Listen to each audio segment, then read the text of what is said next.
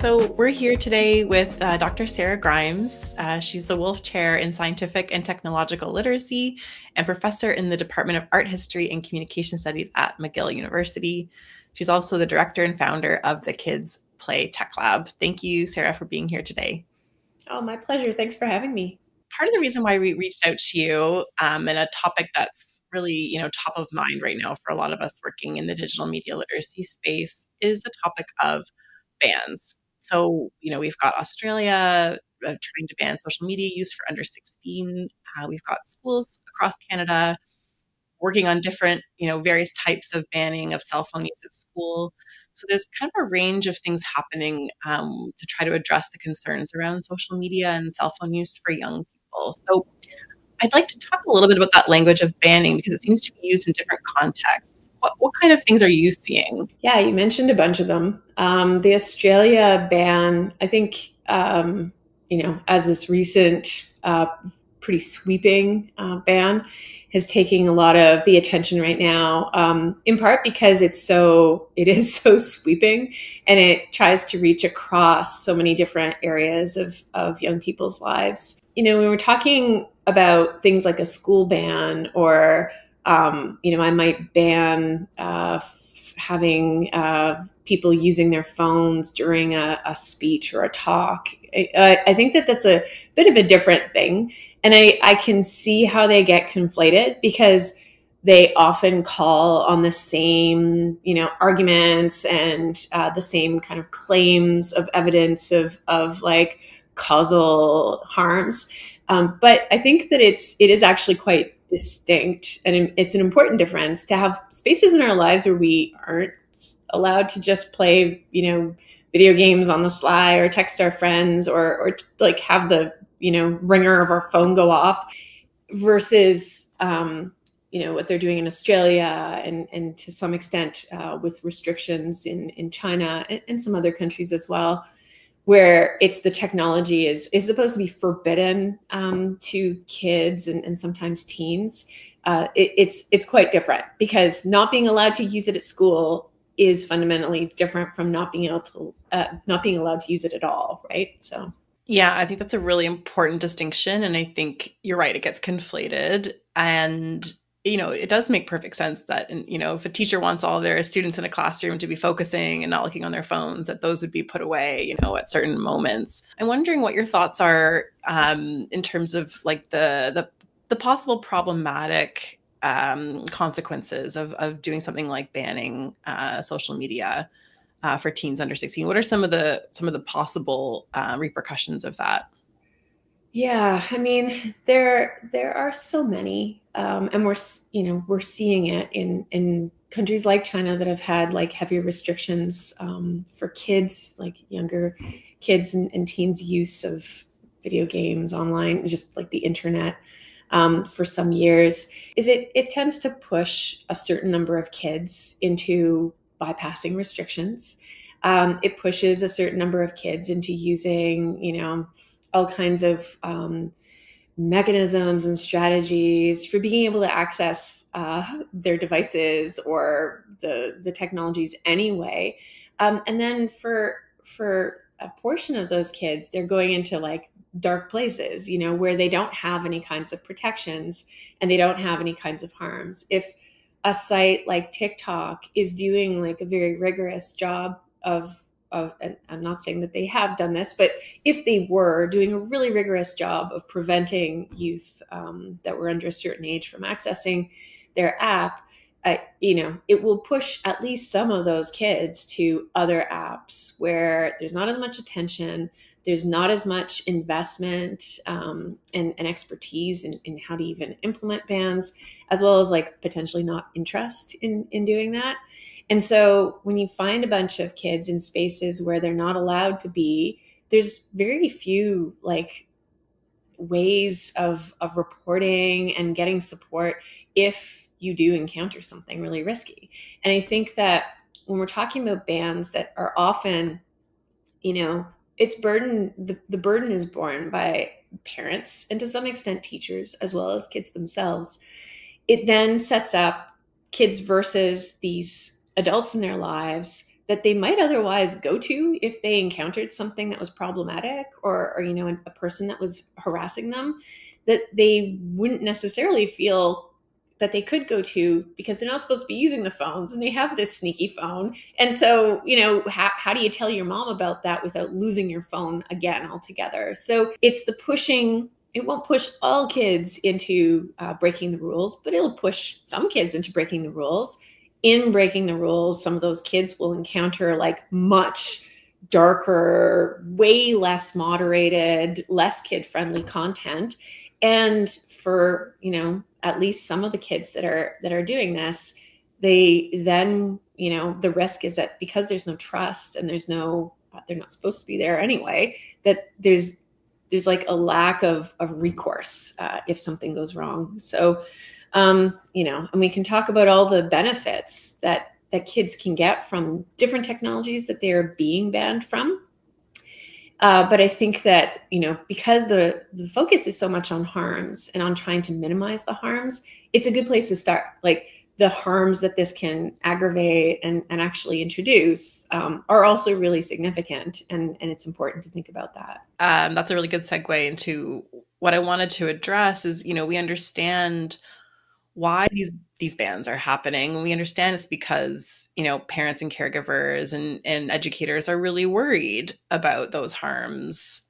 So it's coming from a place of wanting to, you know, protect kids. And, you know, you did speak a little bit about this. There's the association with negative impacts on mental health as well that we've been hearing about. I don't know. I'd love to hear some of your thoughts about, you know, where this belief comes from and what the research is actually showing. Because we also know, you know, more research does probably need to be done on this.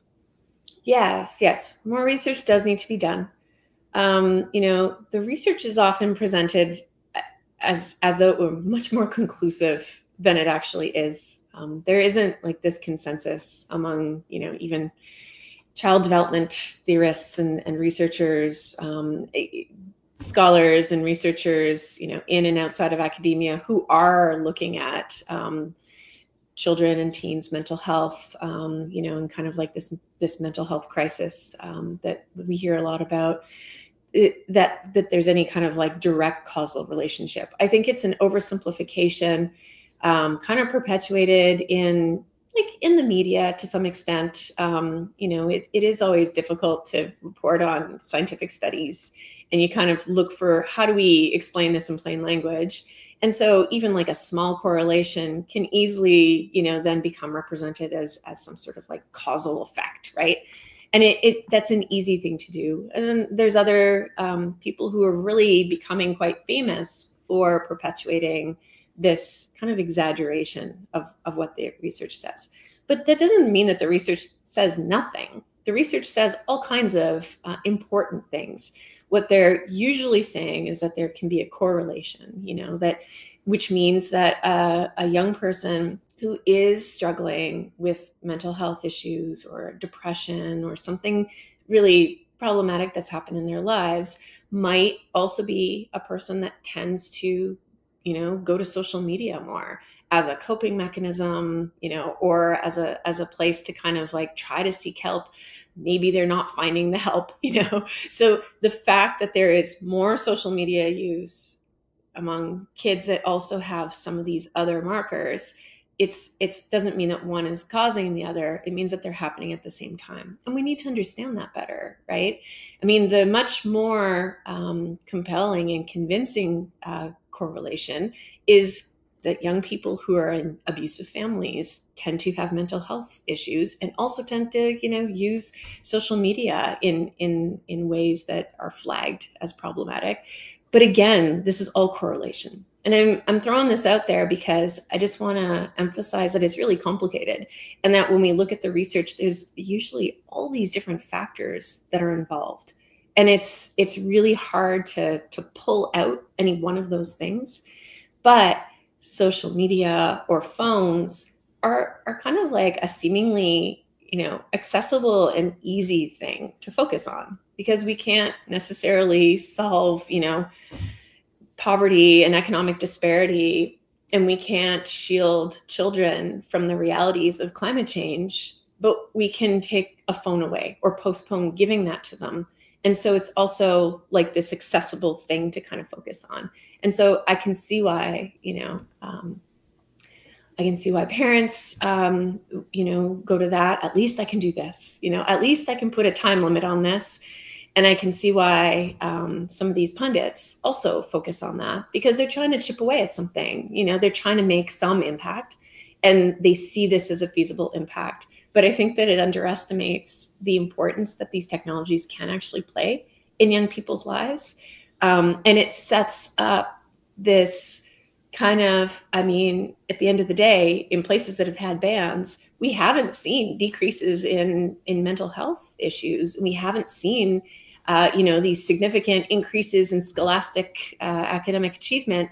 So it's setting everyone up for failure, but with a lot of struggle and strife along the way. We speak a lot to parents and caregivers in particular, and as I mentioned, who are really worried. There are obvious risks associated with social media. And as you said, we don't want to put it underground, right? We want kids to be able to come to their parents and have an open dialogue.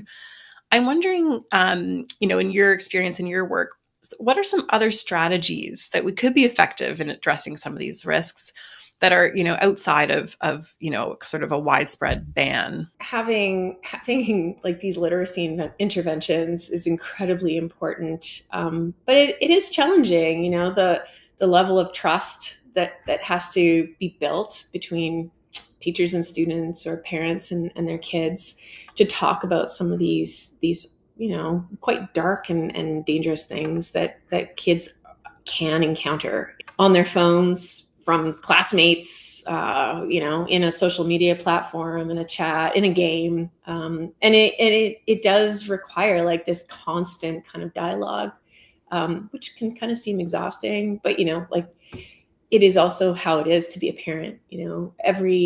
Every few months, I feel like I'm meeting my kids for the first time, in a sense, because they change so much, and things are really moving rapidly for them, and the things that they care about are shifting, and they have these core features, of course, and their personalities, but what was cool in the spring is not cool in the fall. And we're constantly adapting to these growing people, and I think that kind of making technology use part of that. So it's not just about who your friends are and what activities you want to do, but also like, what are you doing in Roblox? Like, what are some of the games, and having this just kind of be part of that touchstone, I think is really important, because the kids need to know that they can talk to you. And I think that that's where trust and literacy,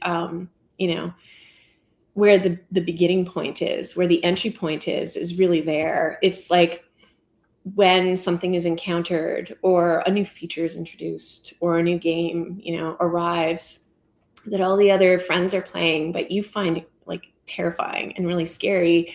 Like, do you have someone that you can talk to about that? And then using these moments of, things that are encountered that are wonderful, or, disturbing, or problematic, or whatever, can become like these entry points for talking more about, well, this is why we can put some settings, let's check your settings again and make sure that we,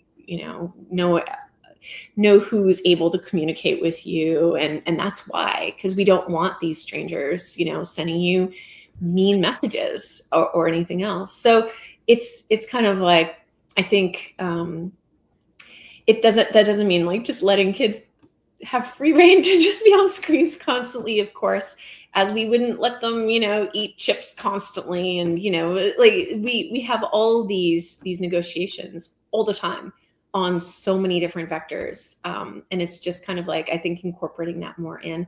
I think a lot of parents are hesitant, or kind of find this really challenging, because the way that kids use technology is, it's alien in many ways. We don't use technology in the same ways.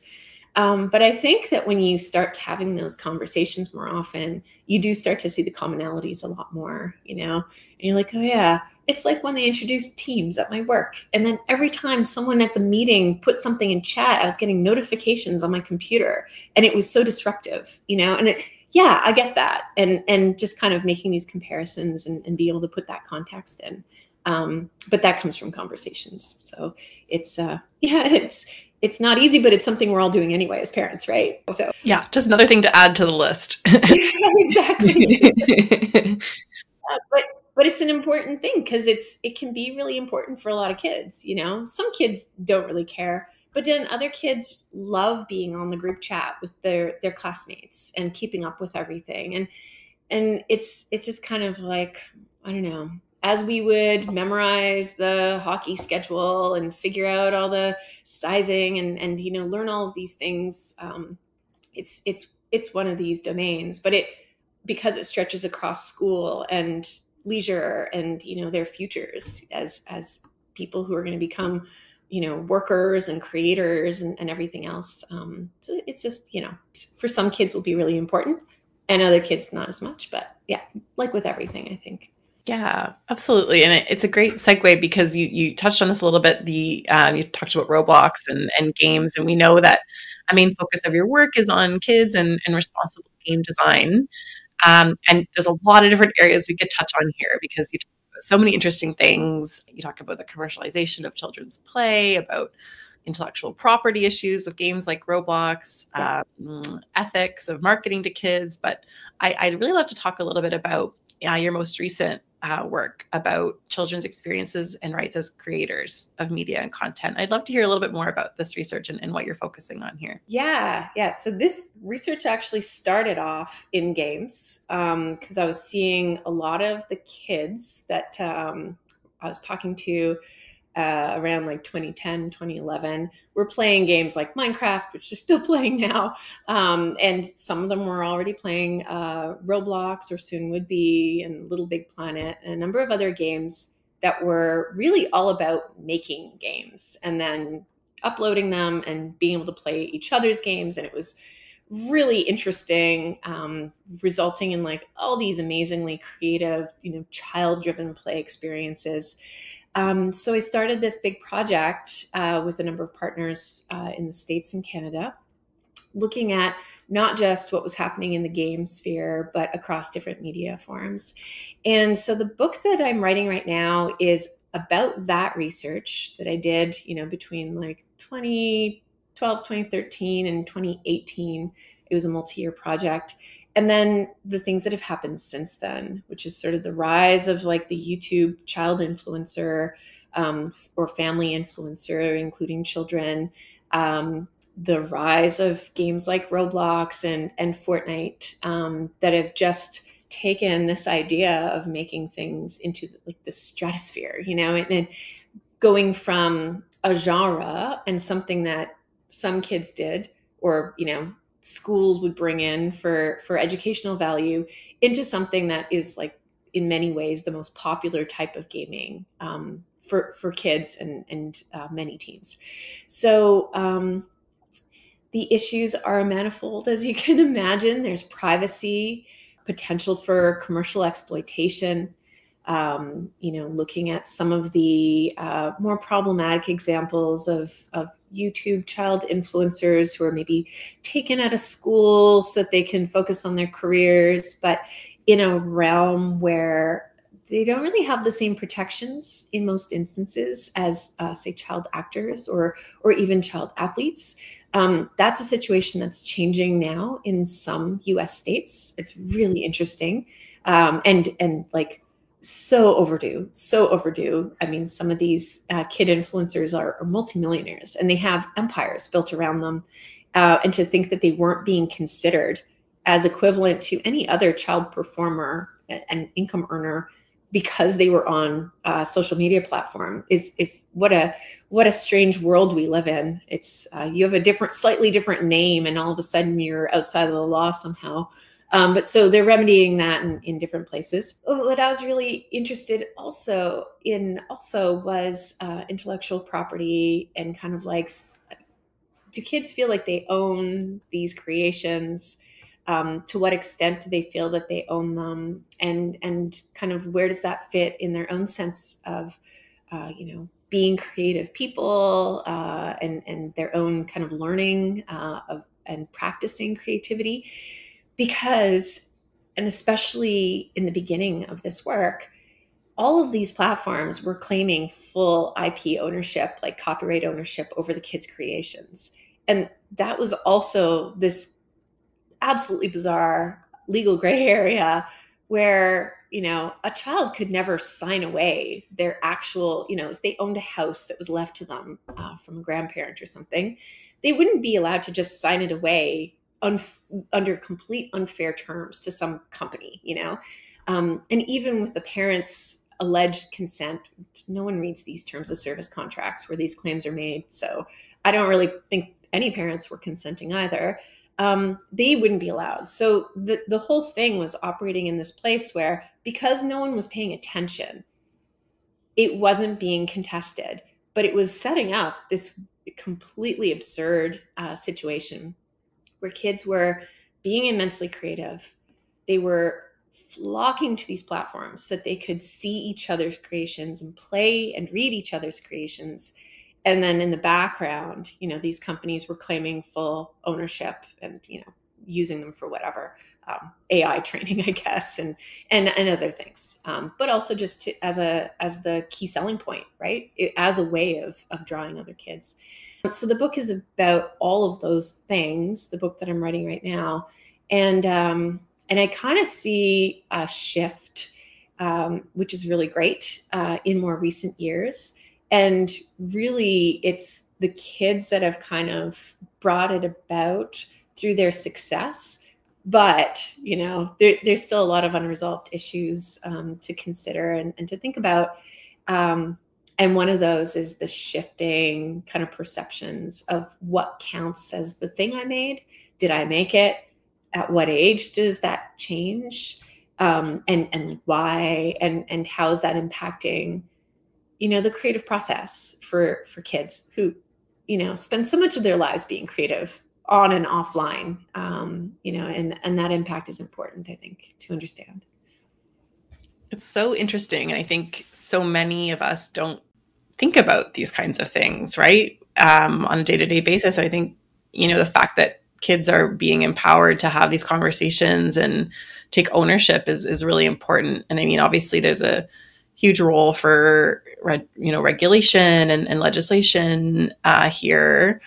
Are there some learnings from, like, key kind of learnings for parents or other trusted adults to help kids kind of navigate these spaces in a way where they're protecting their privacy?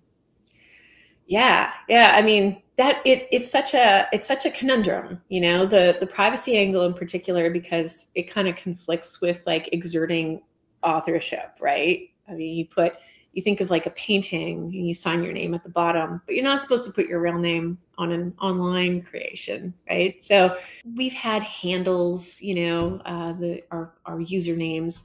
Those have been around for a long time, and that is a way of establishing authorship.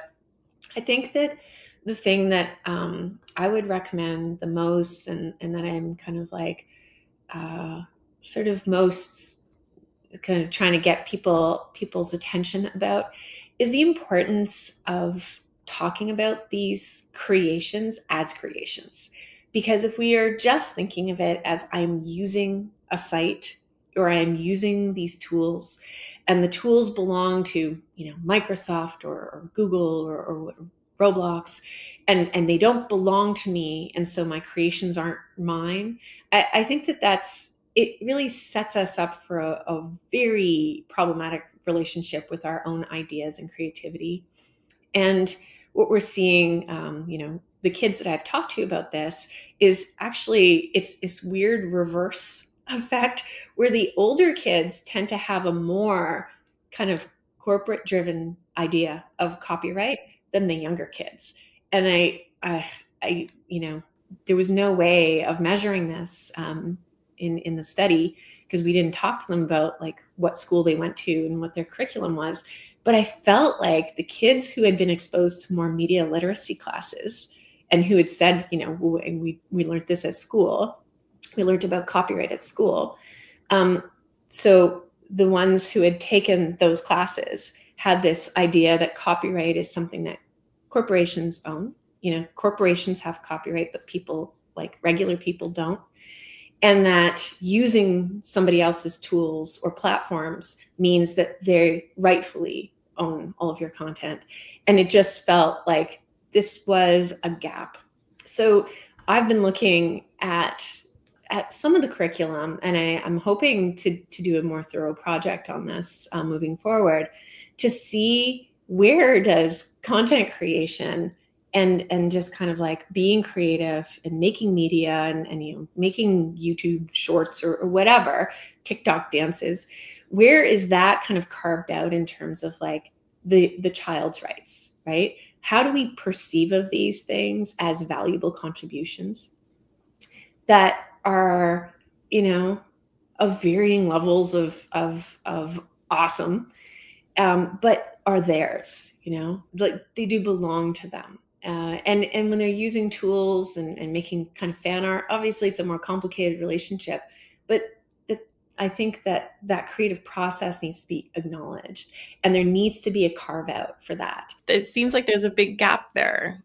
I'm making a note too, because I'm sure my colleagues would be very interested to hear that as well. And, what are some ways that we can help kids assert their ownership over the things that they're creating and going forward, right? Because a lot of these kids want to become, creators. That's like a new career path that a lot of kids are really passionate about. So it's really important that we're giving them the right tools going forward. Yeah, empowering them, to kind of see themselves as like the agents of this, the authors, not just the users. And it's interesting that we're talking about this, and we started off talking about like the social media bans and the phone bans, because those discourses only present kids as consumers. They just present them as users and victims of content that's being thrown at them by bad actors. Obviously, that's the big concern, by other kids, through cyberbullying and those types of things. But like, there's all of these other things that happen, through these technologies that are really filled with promise of creativity and connection. And that's what makes it a more complicated thing as well, right? That's what makes bans a complicated thing to propose. Because if you're taking away the possibility of learning those tools, of learning those identities, I am a creator of content, I help create culture. Like that is a very empowering and important part of digital childhood that often gets effaced in those controversies. That is a really lovely way to wrap it up. So yeah, question, and this is something we ask all of our guests on this series. We want to know, is there a piece of media you've consumed recently that you're really into? Because we love media at MediaSmarts. So whether it's like a TV show or a movie or a podcast or a book or any kind of piece of media that you are loving right now. There's so many. So my daughter and I are reading the Wild Robot trilogy. We're on the third book. We're very excited. A lot of like plot twists have happened. And we really enjoyed the movie as well. Me and my daughter and my son really loved it. And with my son, we're we've been reading a lot of graphic novels recently. So we are now done the John Le Bon series, but it was so excellent. By Alex A., who's a Quebec author artist.